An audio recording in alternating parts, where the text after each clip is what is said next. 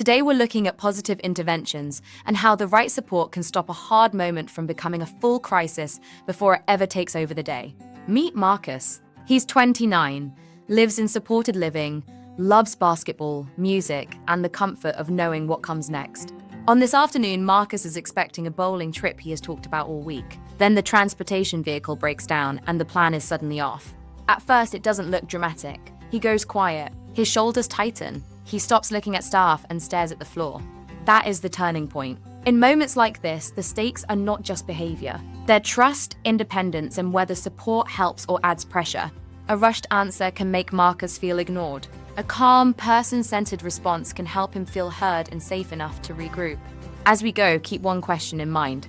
What can staff do early, respectfully, and consistently so this situation doesn't keep building? We'll stay with Marcus through the whole training so each strategy feels real, practical, and easy to picture in everyday support. Because the best intervention is often the one that prevents the crisis you never have to manage later. Positive interventions are the supports we use before behavior grows bigger. They are proactive, respectful, and built around what the person needs in that moment. They are not about winning a power struggle. They are about helping someone stay regulated, understood, and connected to their choices. In daily DSP practice, that can look like noticing tension early, offering a quieter space, adjusting your pace, or giving a warning before a change. With Marcus, a positive intervention starts before anyone says, "Calm down." It starts when staff see the disappointment on his face and respond with respect. That matters because behavior rarely comes out of nowhere. Usually there was a chance to support earlier when the person was still reachable. Positive interventions teach and support. They do not punish. They lower demands, increase predictability, and make it easier for the person to recover. When staff rely on control, the person often feels cornered. When staff rely on support, the person has a path forward. That shift changes outcomes for everyone. The environment stays calmer, the person keeps more dignity, and staff are less likely to end up managing a crisis. Think of positive interventions as everyday prevention. They are the small actions that keep a hard moment from becoming the whole story of the day. Before we go further, hold on to this. Prevention is not passive. It is skilled support delivered early. And for a DSP, those early choices often make the difference between escalation and regulation. When behavior changes, the most useful question is not, "How do I stop this?" The better question is, "What might this be communicating right now?" Behavior can be a signal of anxiety, fear, pain, confusion, frustration, sensory overload, a need for attention, or a need for space. Sometimes it is also a way to escape a situation that feels overwhelming, or to hold on to choice and control when life suddenly feels unpredictable. With Marcus, the cancelled bowling trip is not just a changed plan. It may feel like a broken promise, a loss of routine, and a moment where he has no say. If staff only see defiance, they will miss the message. If they see communication, they can respond to the need underneath it. Maybe Marcus is anxious because he planned his whole day around bowling. Maybe he's frustrated because no one explained what happens next. Maybe he needs time to process disappointment. Maybe he needs a concrete alternative instead of repeated verbal reassurance. This mindset shift matters because understanding purpose changes intervention. We stop reacting to behavior alone and start supporting the person in front of us. Here's a quick review prompt. When Marcus starts pacing after the cancellation, what could that pacing be telling you about his level of stress or need for support? A strong DSP response begins with observation, curiosity, and respect. You are looking for meaning, not looking for a fight. And once you understand what behavior may be communicating, your next support choice gets much more effective. That is how person-centered support starts. It starts by taking the message seriously. Person-centered support means we do not separate behavior from the person living it. We look at the whole experience around that moment. We ask what matters to this person, what helps them feel secure, what overwhelms them, and how they usually show us they need support. Dignity stays at the center. Even when someone is upset, they are still entitled to respect, privacy, choice, and a response that does not shame them. Relationships matter here. People regulate better with staff they trust, because trust lowers defensiveness and makes support feel safer. Think about Marcus. Staff who know he likes time to process, values being heard, and depends on routine are already better prepared before the problem even starts. They know a sudden cancellation is not a small inconvenience for him. It changes the shape of his day and can quickly feel personal. Because they know him, they can approach slowly, speak simply, and offer options that match what usually helps him recover. Without that relationship, staff may rely on generic scripts. With that relationship, support becomes individualized and much less confrontational. Here's another review prompt. What do staff need to know about Marcus before a difficult moment happens so they can respond in a truly person-centered way? The answer is not just his diagnosis or service plan. It includes preferences, routines, triggers, calming strategies, and what respectful communication sounds like to him. When staff carry that knowledge into practice, they are not just managing behavior, they are supporting a person well. That foundation makes every later intervention more humane and more effective. Prevention becomes real when it shows up in everyday supports. Small, consistent actions build stability long before behavior starts to rise. Start with preferences. When staff know what Marcus enjoys, what comforts him, and what helps him reset, they have better tools ready when plans change. Routines matter too. Predictable mornings, clear schedules, and reliable follow-through lower stress because the day feels understandable. That is why sudden surprises hit harder. If a bowling trip may change, a warning ahead of time is often far easier than a last-second disappointment.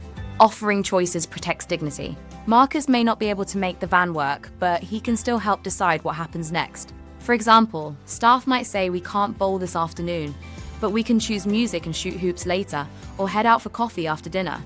Preparing for transitions also helps. A visual schedule, a written update, or a simple first-then plan can make the next step easier to tolerate. Meaningful activities are another support. Idle time after disappointment often gives frustration room to grow, while a preferred activity can restore momentum. Rapport matters in the middle of all this. If Marcus already feels known and respected, he is more likely to accept reassurance and alternatives. The environment matters too. Lower noise, fewer people talking at once, and more space can reduce the pressure on someone who is already dysregulated. Put it together in Marcus's day. Staff notice the van issue early, warn him as soon as they can, give him time, offer 2 real options, and use a visual plan for what comes next. Now the cancellation is still disappointing, but it is no longer a sudden loss with no support around it. That is the power of proactive support. It does not erase every hard feeling, but it gives the person a better path through the moment. Early warning signs are the small changes that tell you stress is building. They are your cue to respond early, not your reason to wait and see. With Marcus, one sign is that he crosses his arms and pulls inward instead of staying open and engaged. Another sign is that he gets quiet. He may speak less, answer more slowly, or stop responding altogether for a moment. You might also see pacing, avoiding eye contact, a tight jaw, facial tension, or breathing that suddenly gets heavier.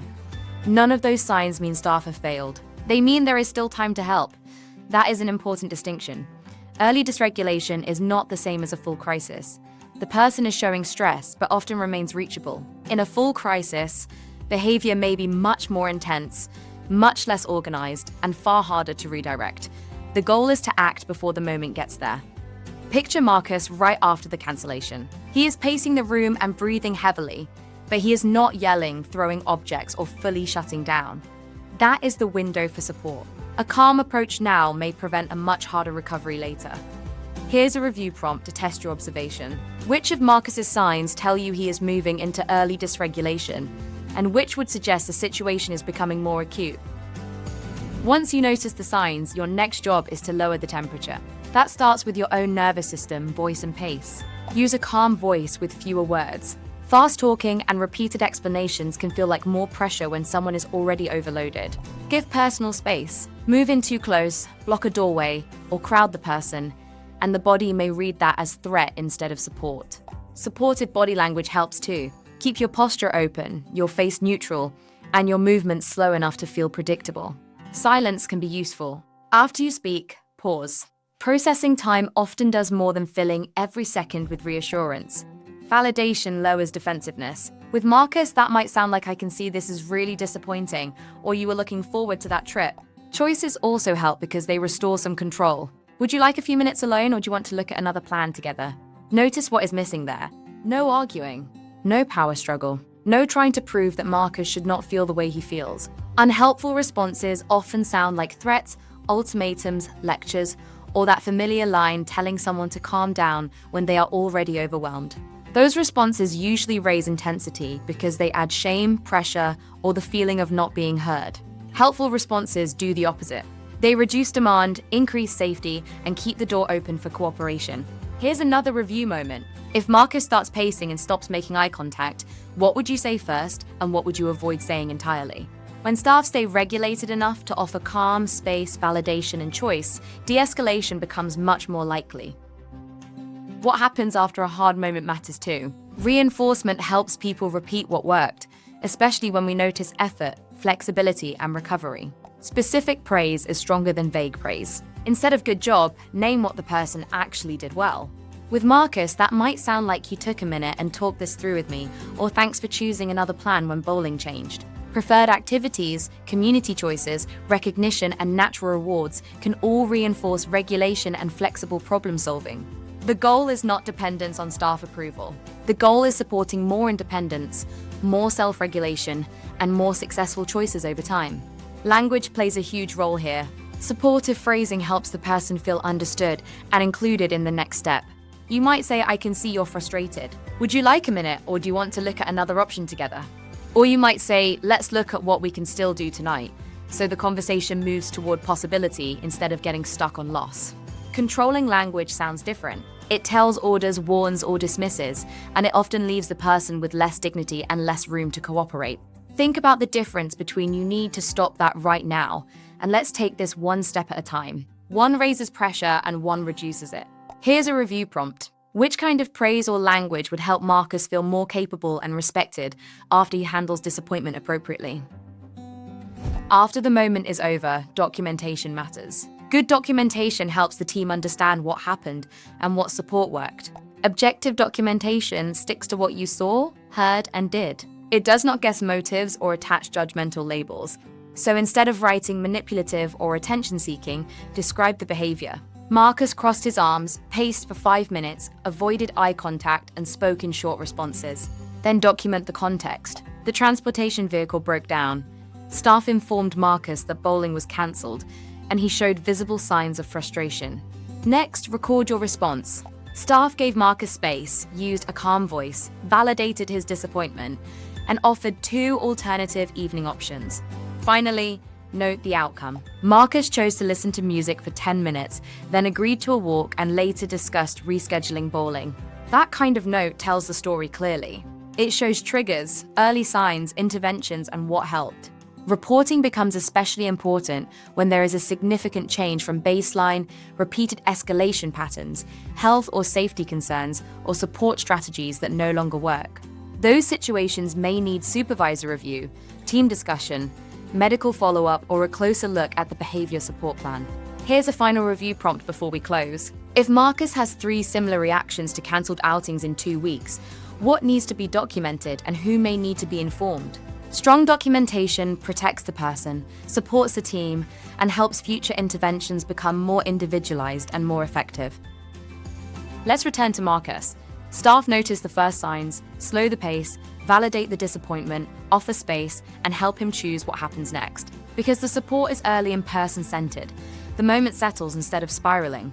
Trust stays intact, and Marcus keeps more control over his day.